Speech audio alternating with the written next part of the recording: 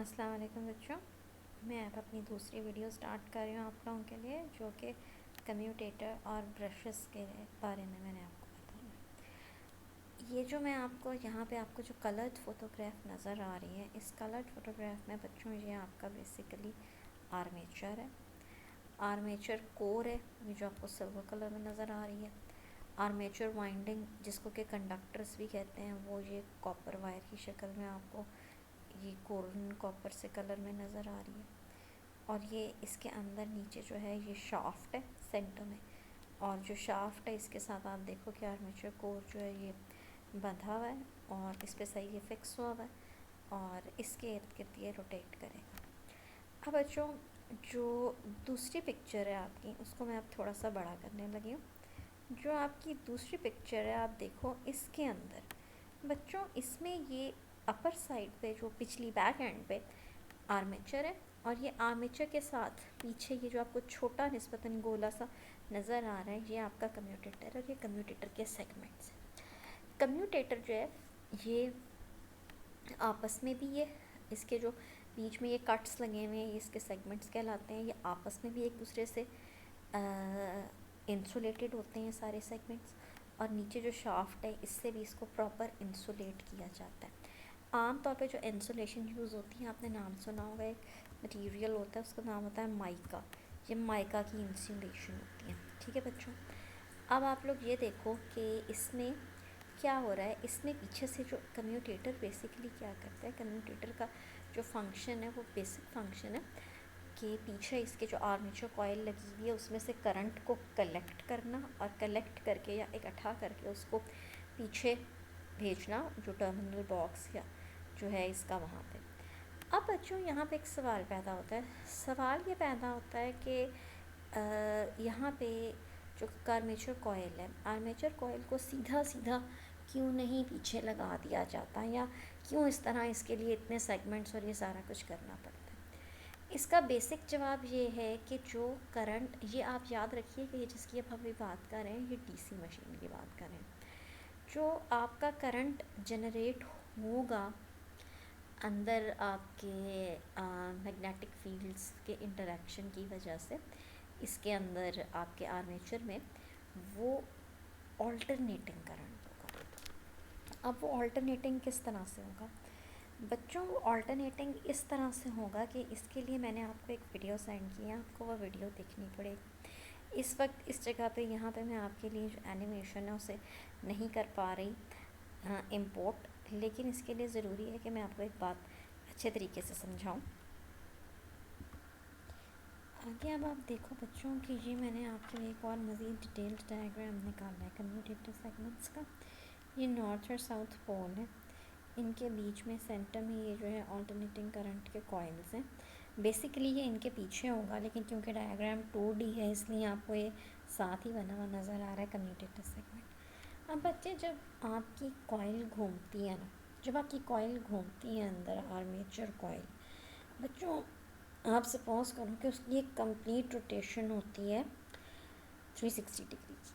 तो 360 डिग्री की बजाय जब वो अपनी हाफ रोटेशन सोचो, यानी वो 180 डिग्री की अपनी रोटेशन कंप्लीट करती है, तो उसके बाद ये होता है कि जो करंट की डायरेक्शन है टेक्निकली वो रिवर्स हो जाती है। रिवर्स ऐसे हो जाती है कि वही कॉइल जो एक डायरेक्शन में अपने अंदर करंट को सपोज करो कि क्लॉकवाइज डायरेक्शन में कैरी कर रही थी, अब हाफ रोटेशन के बाद उसी कॉइल की करंट की डायरेक्शन चेंज हो गई है, एंटी क्लॉकवाइज हो गई है। क्यों?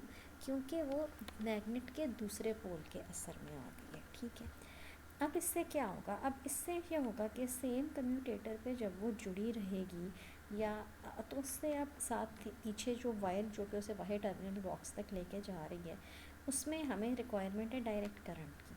हमें इस तरह की ऑल्टरनेटिंग, पल्सेटिंग या इस तरह की वेरिएशन करंट में नहीं चाहिए। यहाँ पे फंक्शन आता है ब्रश का।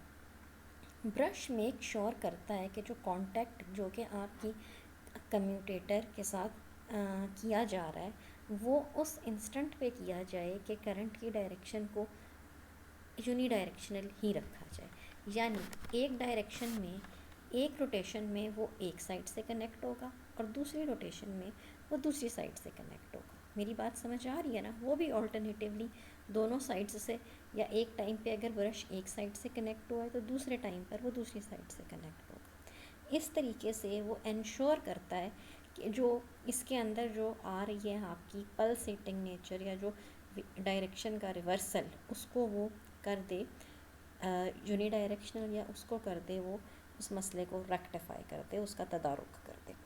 अब आपके जो ब्रशेज़ हैं, अब आपको अंदाज़ा हो गया होगा कि जो आपके मुसलसल रोटेट कर रहे हैं, आपका आर्मेचर भी, और आर्मेचर के पीछे आपका कम्यूटेटर भी।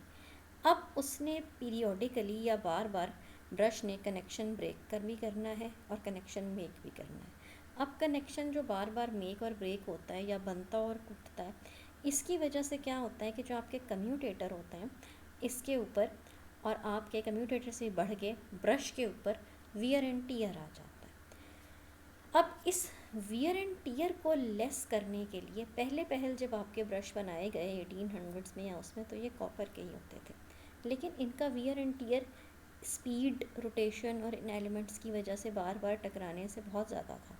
अब क्या होता था कि वो बार बार मशीन्स में ब्रेकेज होती थी, उनके पार्ट्स आपको चेंज करने पड़ते थे। इस मसले को हल करने के लिए हमें ऐसी चीज़ की ज़रूरत पड़ी कि जिसकी इलेक्ट्रिकल कंडक्टिविटी बेशक बहुत अच्छी ना हो, मतलब कॉपर के लेवल की ना हो। इसका मतलब हरगिज़ ये नहीं कि वो इंसुलेटर हो, कंडक्टिविटी कर सकता हो, करंट गुजार सकता हो, लेकिन बेशक कॉपर के लेवल का ना हो, उससे थोड़ा सा कम ही हो, लेकिन उसकी स्ट्रेंथ ज़्यादा हो, उसका वियर एंड टियर ज़्यादा हो, वो ज़्यादा जो देर तक जो है देरपा किस्म के, मजबूत किस्म के कनेक्शंस बनाए और वो देर से टूटे। तो जब ये तमाम चीज़ें बरूए ख़ातिर लाई गई, जब इनके बारे में लोगों ने सोचा, तो वो इस नतीजे पहुँचे कि ग्रेफाइट किसका एक एमॉर्फस फॉर्म है, कार्बन की। कार्बन और ग्रेफाइट को अगर ब्रश के लिए इस्तेमाल किया जाए तो ये बहुत अच्छा साबित हो सकता है, और ये तजुर्बा उनका बिल्कुल सही साबित हुआ। ब्रश आजकल की मशीन्स में, डीसी मशीन्स में तकरीबन एक्सक्लूसिवली या तकरीबन 100% ग्रेफाइट या फिर कार्बन के बनाए जाते हैं। वजह इनकी मैकेनिकल स्ट्रेंथ है कि ये इनकी जो मैकेनिकल स्ट्रेंथ है वो ज़्यादा है कॉपर के मुकाबले में। अब जो हम कंडक्टिविटी जो कि इनकी कॉपर के मुकाबले में कम है, उसको निगलेक्ट इसलिए कर देते हैं क्योंकि ये बहुत छोटे पोर्शन के लिए होता है। जाहिर सी बात है, पूरे का पूरा इलेक्ट्रिकल कनेक्शन आप किसी ग्रेफाइट या कार्बन का नहीं बना सकते, उसके लिए आपको किसी अच्छे कंडक्टर की ज़रूरत है, जैसे कि कॉपर या फिर एलुमिनियम। लेकिन क्योंकि ये बहुत थोड़े साइज़ का होता है, बहुत थोड़ी देर के लिए करंट में इसमें से गुजरना होता है, लिहाजा इसलिए हम ब्रश की इस चीज़ को ला सकते हैं, इग्नोर कर सकते हैं, उसको थोड़ी देर के लिए भूल सकते हैं। तो जिस तरह मैंने आपको बताया था अपने वीडियो लेक्चर में कि जो ब्रश है आपका, ब्रश के दो फंक्शंस हैं। एक फंक्शन मशीन की प्रोटेक्शन, वो मैंने आपको बता दिया कि मशीन के वियर एंड टियर को कम करने के लिए, और उसके बाद दूसरा फंक्शन यही है कि ये करंट रिवर्सल जो अंदर हो रही होती है उसको ठीक करता है, यानी एक साइकिल में एक साइड से कनेक्ट होके और दूसरे साइकिल में दूसरे साइड से कनेक्ट होके।